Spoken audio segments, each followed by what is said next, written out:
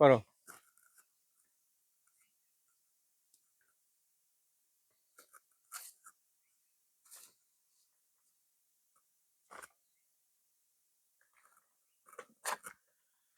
আসসালামু আলাইকুম, কেমন আছেন সবাই? রংধনু এগ্রো থেকে আমি মোহাম্মদ আবুল হাসান। নতুন আরেকটা ভিডিওতে আপনাদের স্বাগতম।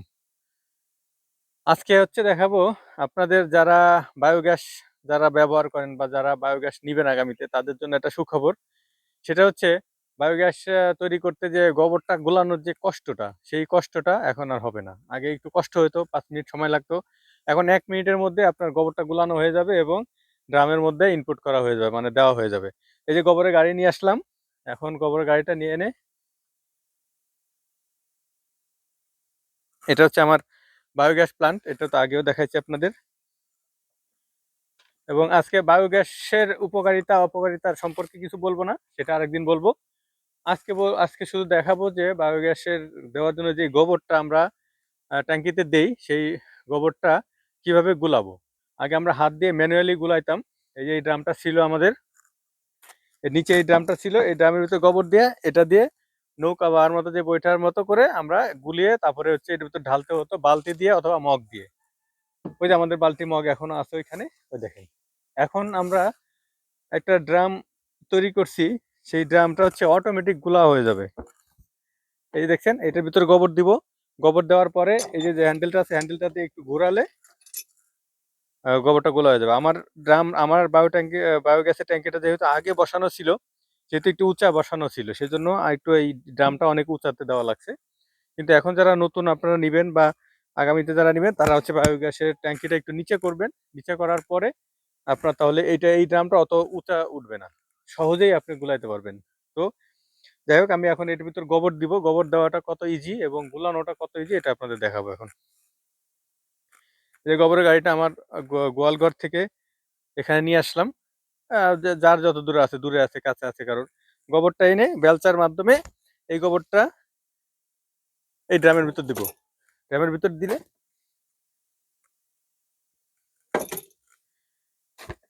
এভাবে বেলচা দিয়ে, আমারটা যেহেতু একটু উঁচা হয়েছে, অল্প একটু কষ্ট হচ্ছে, বাট একটু আরো নিচা হলে অতটা কষ্ট হবে না।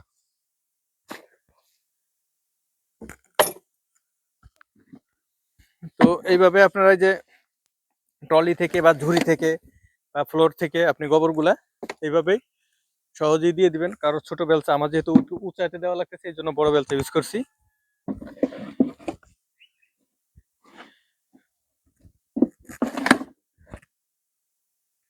এই যে গোবর দেওয়া কমপ্লিট। এখন গাড়িটা সরিয়ে এখন আমাকে ওটার ভিতরে, ওই ড্রামটার ভিতরে পানি দিতে হবে। এটা গোবর দিতে হবে 60 কেজি, পানি দিতে হবে 60 কেজি প্রতিদিন। আমাদের যে ইয়াটা আছে, কারোর বড় প্ল্যান থাকতে পারে, ছোট প্ল্যান থাকতে পারে। তো আমাদের যে ট্যাঙ্কিটা আছে, এটা হচ্ছে ক্যাপাসিটি 1.8 ঘনমিটারের একটা বায়োগ্যাস ট্যাঙ্কি, সবুজ শক্তি বায়োগ্যাস ট্যাঙ্কি। দেখাও ট্যাঙ্কিটা, দেখাও, নিয়ে এসো। এই যে আমাদের পানির পাইপ দিয়ে এখন এটার মধ্যে পানি দিয়ে দিব পরিমাণ মতো। পরিমাণ মতো মানে 60 কেজি পানি দিতে হবে, ঠিক আছে? 60 কেজি গোবর দিচ্ছি, 60 কেজি পানি দিতে হবে। প্রতিদিন মেপে দেওয়ার দরকার না। প্রথমে আপনারা যখন যারা নতুন নিবেন বায়োগ্যাস প্ল্যান্ট, তারা হচ্ছে পরবর্তীতে মিটের পাবেন।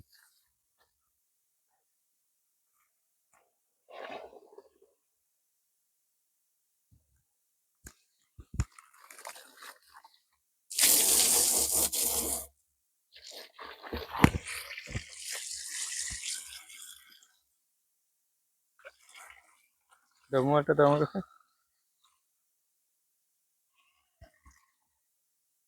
দেখেন এটার ভিতরের কন্ডিশন। এই যে এইভাবে এটাকে ফুল, মানে অল্প একটু বাকি থাকবে, এটা ড্রামটা যতটুকু ভরতেছে তার থেকে অল্প একটু বাকি থাকবে, তাহলেই ওটা আপনার হয়ে যাবে।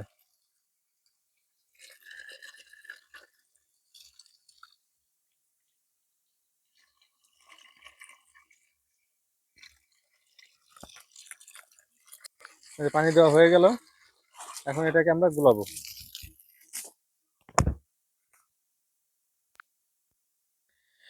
গোবর দেওয়া হয়েছে, পানি দেওয়া হয়েছে, এখন হচ্ছে এটাকে ঘোরাতে হবে।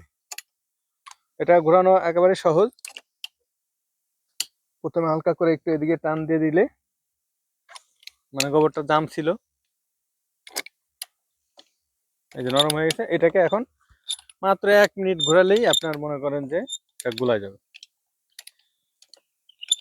এটা এইদিকে রাইট রাইট রাইট থেকে ঘোরাচ্ছি, এখন এই যে লেফটের দিকে দু একবার ঘোরান দিলেই মনে করেন যে এটা গুলে যাবে। হুম হুম। এই যে আপনারা যতটুকু পরিমাণ, কারোর একটু গোবর যদি শক্ত থাকে তাহলে একটু বেশি ঘোরাবেন, গোবর যদি একটু নরম থাকে তাহলে অল্প গুলিতে হয়ে যাবে। সর্বোচ্চ 1 মিনিট, 1 মিনিটের মধ্যে আপনার গুলানো, দেখেন আমাদের গুলানো হয়ে গেছে।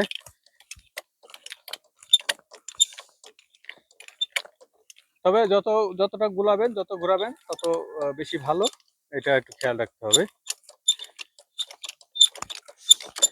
তার মানে 1 মিনিট ঘোরালে আমাদের দেখেন এটা গুলাই গেছে। এখন আমরা, তারপর যারা নতুন এটা ইউজ করবেন তারা 1-2 দিন করার পরে বুঝতে পারবেন। এখন এটা আমার গুলানো হয়ে গেছে, এখন আমি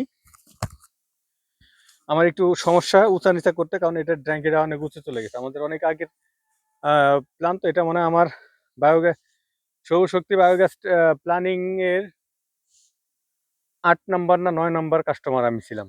তার মানে প্রায় 4 বছর 5 বছর হয়ে গেছে। যাই হোক, এখন গুলানো হয়ে গেছে। এখন এই যে চাবিটা আছে, একটু জুম করো, এই চাবিটা ছেড়ে দিলেই আপনার ড্রামের ভিতরে চলে যাবে। আগে হচ্ছে আমরা এই বালতি দিয়ে মগ দিয়ে উঠিয়ে উঠিয়ে দিতাম, নিচে ড্রাম থাকতো, এখান থেকে উঠিয়ে উঠিয়ে দিতাম। এখন আর ওই কষ্টটা করা লাগবে না।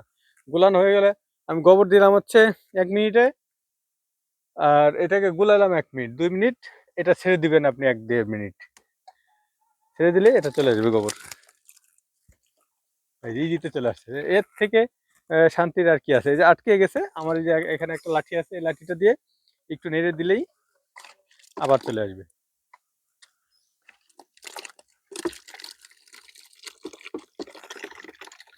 পুরাটা ছেড়ে দিলাম, এখন আর বাঁধবে না।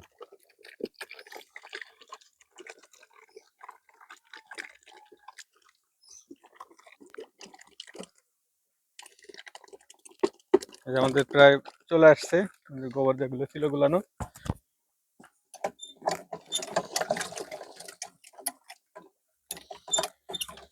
গোবর প্রায় শেষ।